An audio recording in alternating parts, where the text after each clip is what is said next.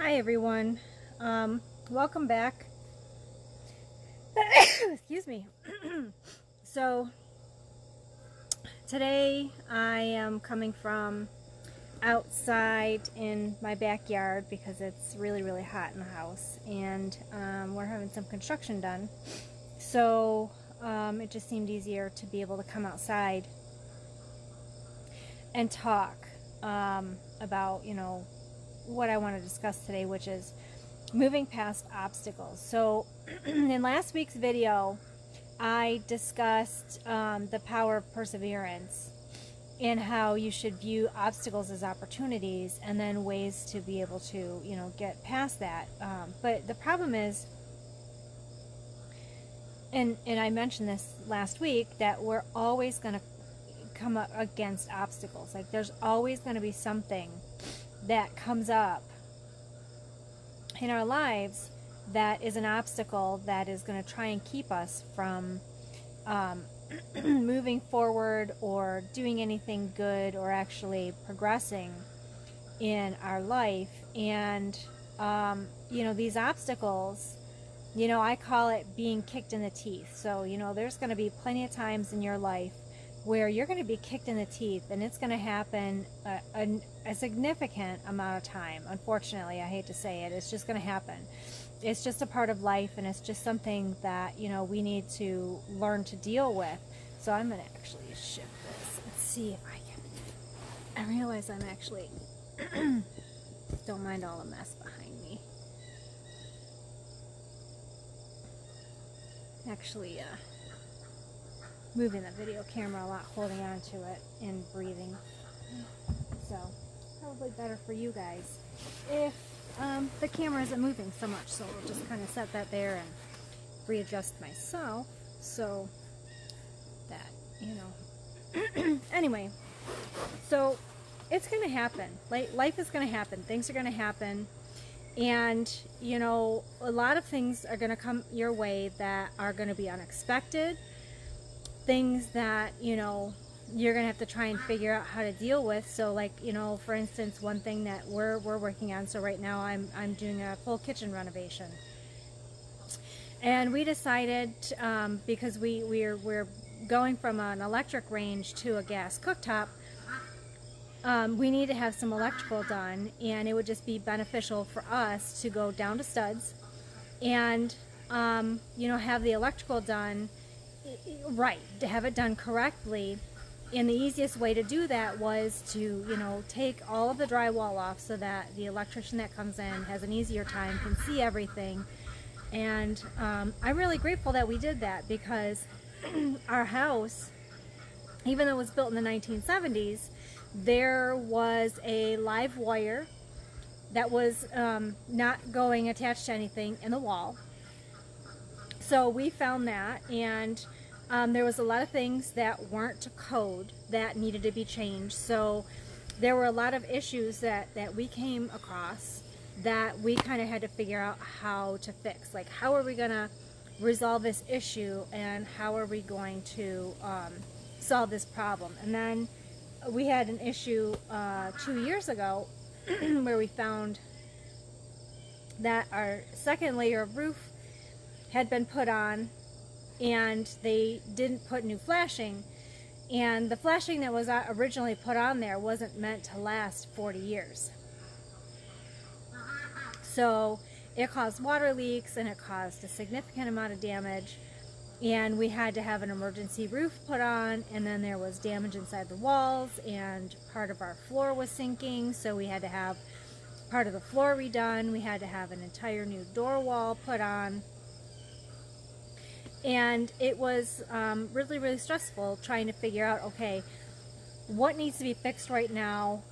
How are we, because this is a completely unanticipated issue, like, how are we going to come up with the money to pay for this? Because not only do we have to have a roof, but when they took the roof off, they found a significant amount of rot in the sheathing because the water getting in from around the flashing. And so it's like, okay, what needs to be done right now, and how are we going to be able to figure this out? So things like that come up all the time, and we just we're doing our kitchen, and we took up the subfloor because we have 2 layers of subfloor in our kitchen for some reason. And when we took up the first layer, because they had glued carpet to it in the 70s. Yeah, they had carpet in the kitchen. I don't know why. I don't understand, but they had glued carpeting down to the floor. So we had to take up the subfloor in order, because we're putting down ceramic tile. And when we pulled that up, we found some more rot. So then we have to pull this up, and then there's, a national lumber shortage. So then we're driving all over, a hell and a half acre, because we live in a rural area, trying to find a home center that has the lumber that we need to fix our subfloor. So there's all of these things that come up all the time, electrical that's not up to code, you're replacing floors that you didn't anticipate, car repairs that come up that, you weren't expecting. It's always something, catastrophic issues, all kinds of things. And like I said, you're just going to get kicked in the teeth. It's just going to happen. But we have to understand that these things come up in our lives as a way for us to actually learn. So we need to learn from these, see them as opportunities instead of obstacles. So if we see this as an opportunity, okay, I am going to have this stuff done. We're going to have an electrician fix our electrical. We're going to have a natural gas plumber come in and hook up the gas line for our new cooktop. We're going to have drywallers come in and do the drywall, because it's not a strong suit of either myself or my husband. And we're spending all this money to redo this kitchen. I really want it to look nice. So, we can do the tile and we can do some things, but there are some things that we really just need to have professionals do. Could we have done the electrical? Yes. Would it have been right? No. Would we have figured out all of these problems that we came across? No. My husband was going to do the gas, and then he's like, we should probably have a professional come out. And so the professional came out, and he had told the professional what he was planning on doing, and the professional said, yes, that would have worked, but it would not have been to code. So we could have potentially caused a problem for ourselves, later on down the road. So, instead of trying to take a shortcut, or, cut corners, really dig deep and try and figure out how you can actually solve the problem and benefit from solving the problem. A lot of these things are going to come up. They're going to come up when you least expect them.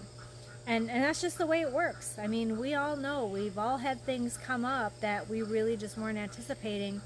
I have a friend. He's got 4 kids, and out of his 4 kids, they've broken every single arm. No joke. And he's like, okay, well, every year my deductible gets met because my kids are always breaking arms.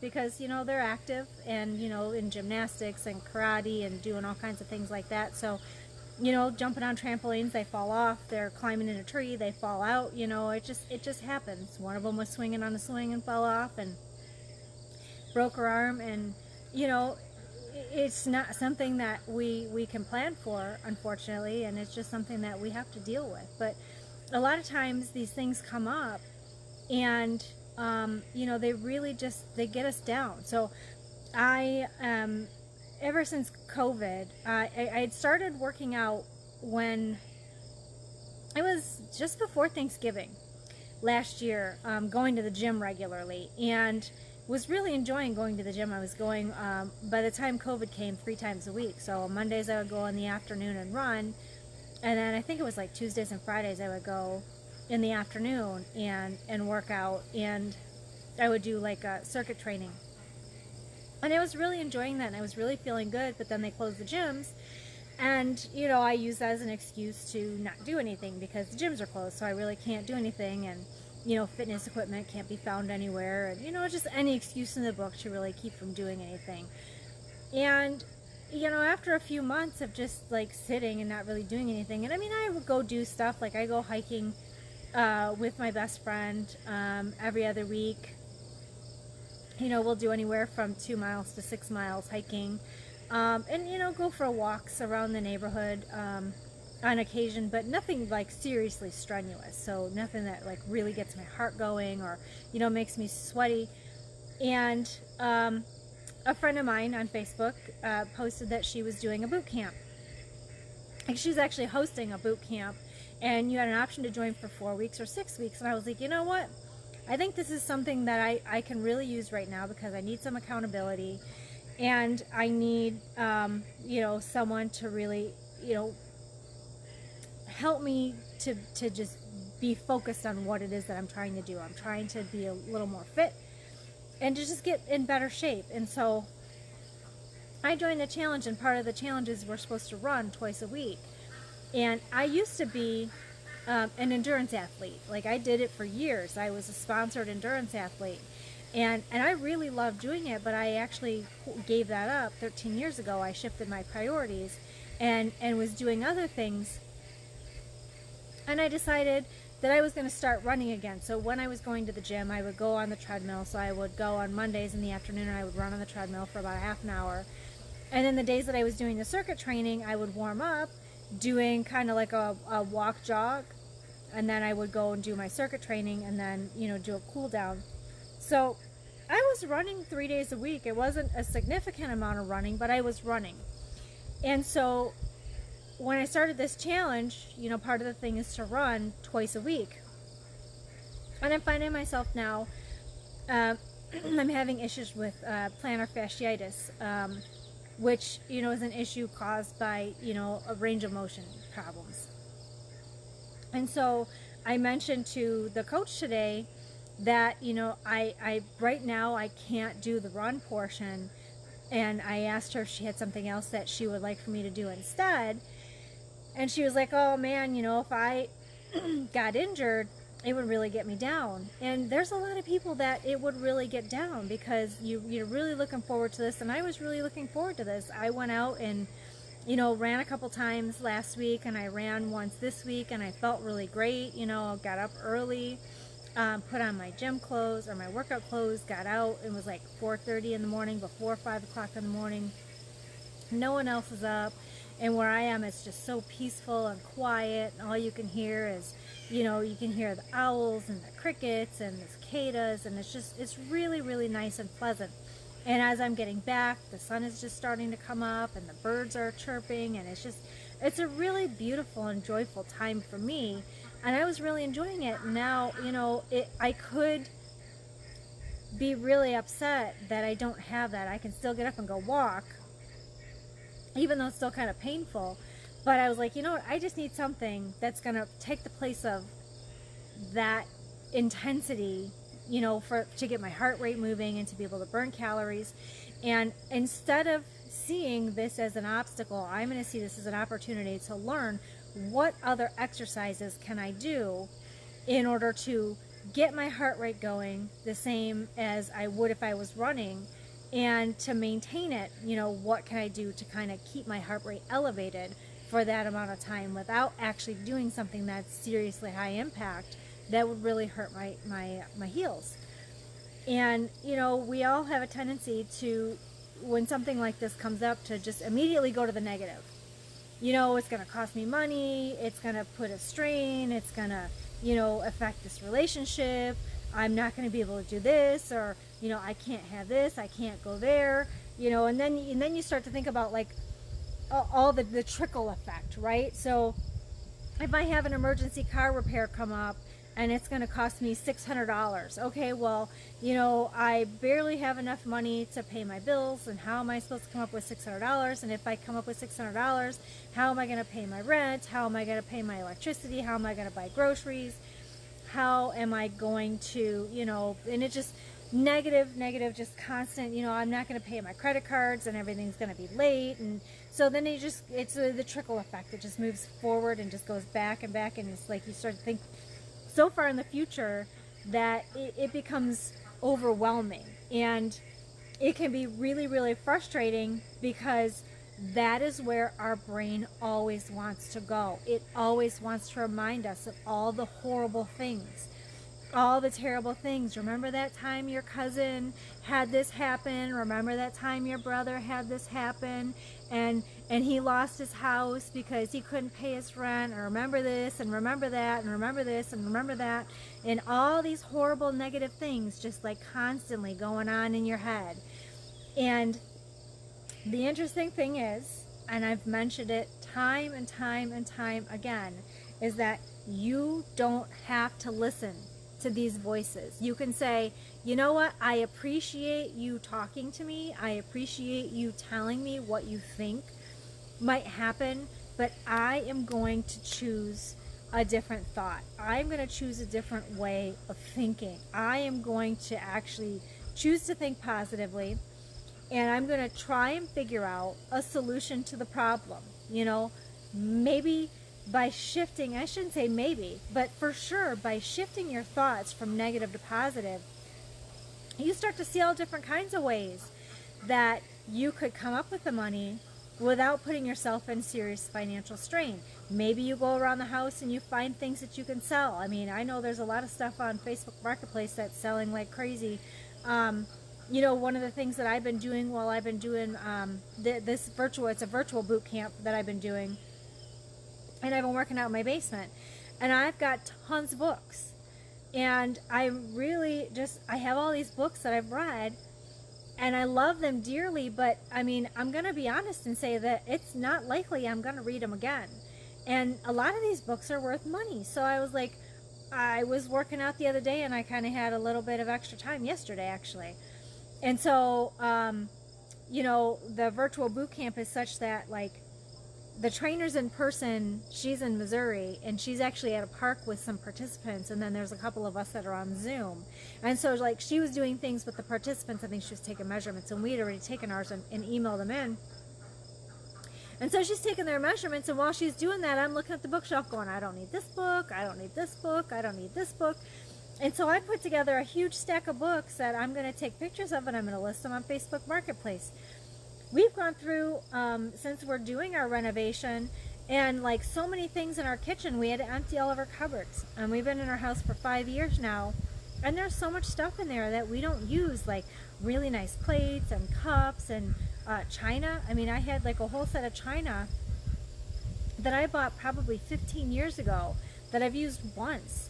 That is an old pattern that's worth money. I had an old cigarette lighter, like an actual, like super fancy cigarette lighter from an actual set, like a table setting, and it was a candle lighter for the, I'm trying to think of the name, but it's like some English China company, China company, and I was like, I wonder if this is worth any money, because I don't want it. Like, I bought it because I thought it reminded me of something, and so I bought it, and it's just been sitting, and I'm like, I really don't need it. It doesn't hold any sentimental value to me or anything like that, and turns out it's a very rare thing. And the last one that sold was actually in like 2013, because these are so rare. And so I got a good price on it, like what I should list it for, and I put it on eBay and sold it and made some money. So it's like, there's ways that you can come up with, money to do things, or ways to get to where you need to go, but if you're thinking negatively, you're closing yourself off to all those possibilities. By being positive, you're opening yourself to possibility, and opening yourself to possibility, you see all the options that you have. Like, one of the things that, we want to do and we're having done is we're having drywall.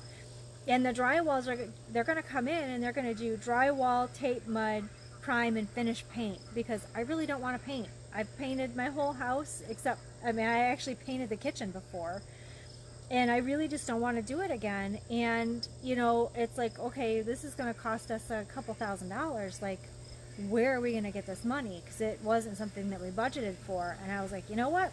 I'll just teach a workshop. So we're not going to worry about the money. I will figure out a way to make it happen. And so I am figuring out a way to make it happen. And that's just what you have to do. You really have to dig deep and figure out how you can turn your obstacle into an opportunity. Because every obstacle that's, put in your way is there for a reason. If everything were easy in life, everybody would be living high on the hog. But unfortunately, everything in life isn't easy. It's just not. It's never going to be easy for everybody. And you just have to understand that, things that are really worthwhile, sometimes you really have to work for. And, sometimes the hardest roads lead to the most beautiful destinations, but you really have to just go through the crap in order to get to that destination. And you really have to push, and you really just have to just persevere and just go through it in order to come across the other side and, have everything be, really, really nice. So, all I'm saying is sometimes you really just have to dig deep, and, life isn't always a peach. It's not. I mean, crap happens all the time. It happens every day. Sometimes really, really bad crap happens, and sometimes not so bad crap happens, but it's always going to be something. And you can't plan and prepare for everything, but you have to understand that, you need to get through it. You have to be prepared to be able to deal with it, to be able to get through it, to be able to move past it. And, if you find that there's something that you're really struggling with, an obstacle that you have that you're trying to figure out a way to overcome, I've mentioned it before numerous times. I have a free Facebook group where I do, group coaching. So you can come to the Facebook group and you can talk about whatever your issue is. We can work on problem solving together, because sometimes having a sounding board is a really great way for you to figure out how to actually solve your problems. Sometimes you can't do it alone. A lot of times you can't do it alone. And that's another thing, is we just don't ask for help. We don't know how to ask for help. We're taught to be self-sufficient, and that to ask for help is a sign of weakness. But asking for help is not a sign of weakness. And I'm not asking, you to ask for a hand out. I'm asking you to ask for a hand up. And there's a difference between a hand up and a hand out. But people want to help. They truly want to help, and they can't help you if they don't know that you need help. So, just telling somebody that you're struggling, just being honest and being vulnerable and being real and saying, look, I have this problem. I don't know how to solve it. I'm willing to work through it, but I can't quite see how I can actually get past this obstacle. And people will help you. They really will. They'll offer suggestions. They'll make recommendations. It's really amazing. And when you truly put yourself out there, how many people are actually there willing to help you. And, just be honest and be real with people. People really like to see that. I've talked before about things that I'm struggling with, and we all have to be who we are, and be honest with other people. But anyway, so if you decide, you have a problem that you would really, benefit from talking to somebody about it, then I invite you to come to the Facebook group and, discuss, whatever it is that you're struggling with. It's something that you don't feel like you can talk about in person, because there's some things that, we have that we're going through that, maybe we might be embarrassed about or ashamed of, or we just don't feel comfortable talking about them in public, which I completely understand. Feel free to send me a private message, and, I will discuss whatever it is that you're struggling with without naming you, like possible ways to solve the problem, figuring out ways that, you could potentially view your obstacle as an opportunity. And if you're watching this on YouTube, and you found value in this video, then I, ask you to, like and subscribe for, more content. I put out videos every week, and, I'm really trying to be helpful. And, if there's anything that anybody really wants to hear me talk about in these Facebook Lives, mention it on my Facebook page. Say it in a comment on the videos. because I'm doing this for you. I'm not doing this for me. I really want to help people. I want to help people grow. I want to help people stop struggling, and I really want people to stop living in fear of what could happen, or you know, possibilities that never actually manifest. And you know, because I lived my life like that for years. I lived in fear, and I lived with shame, and I lived with doubts, and I lived with regrets, and it made me miserable. It made me absolutely miserable. And I figured out a way to make my life so much better. And that's what I'm trying to do, is I'm trying to help you guys all learn all of the things that I've learned or that have been beneficial for me. But again, you know, if there's something specific that, you know, any of you watching would like for me to discuss or to talk about, I'm always open to new topics, you know, to try and figure out what it is that you guys want from me. You know, I'm doing this for you.